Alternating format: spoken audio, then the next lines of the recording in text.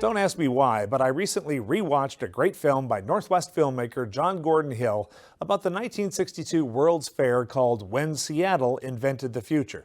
I was on a tear because that night I also watched a Nat Geo special about the Apollo program. The common thread in these films is that there used to be such a broad sense of can-do optimism in this country. Now, I confess it might have been a little naive considering the country's deep racial inequalities, the assassinations, the Vietnam War, and the Cold War, but the mainstream of the counterculture back then was about promoting a new era of peace, not about burning down our pluralistic democracy to the ground, which both the far left and the far right seem to be actively pursuing these days. Globally, it's not much better as old power struggles over energy and territory reemerge and continue to push the so-called long peace the world enjoyed after World War II and before 9/11 further into the past. Yes, there were wars during that period, but the statistical chances of dying in a war against the size of the global population was tiny. The numbers are going in the wrong direction again, and this nation's arms makers have put out a bulletin saying the price of gunpowder is going up due to high demand. That tells you something. So how do we change course? Can we do it in time? Is there a pathway to peace? Our Steve Kiggins brings us a discussion about just that. I'm gonna let it shine, shine my light in Palestine. I'm gonna let it shine, let it shine, let it shine, let it shine. Through song and prayer, no matter their faith, dozens of demonstrators gathered in downtown Seattle in November, calling, begging for peace in Gaza. This is the right place to be. And we are here together.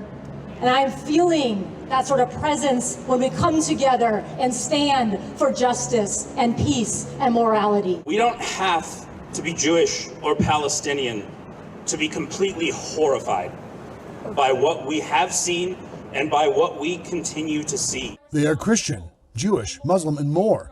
This group of interfaith leaders and supporters joined voices with the Washington Solidarity Statement for Peace and Justice in Israel-Palestine, calling on Washington's congressional delegation and President Biden to de-escalate the violence in Gaza and demand an immediate ceasefire. Nowhere in the world should it be tolerated to see innocent people targeted. Not children, not babies, not women, not elders, not men. No civilian should be targeted. This is definitely a very tense moment in in recent history. It's probably the most intense moment that we've experienced. Reverend Andrew Larson knows the struggle for peace in the Middle East. They said we could come in, but not with this, not with the mic. 8 years ago, he brought his camera in Christian faith to the West Bank, producing a documentary, building relationships through his ministry, working with Peace Catalyst International. He believes peacemaking requires both the desire and effort to truly understand struggle.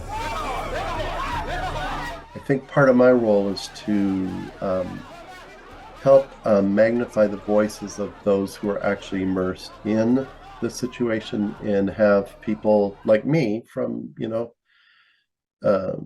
predominantly white spaces hear and understand what's really happening and how people in these places actually experience what we observe. I'm one of the co-executive directors of the Church Council of Greater Seattle. For those who cannot visit Gaza, plead their case, building coalition a world away while praying for peace that saves lives. Politics is getting in the way of morality and humanity. And we have to change that. In Seattle, Steve Kiggins, Northwest Now.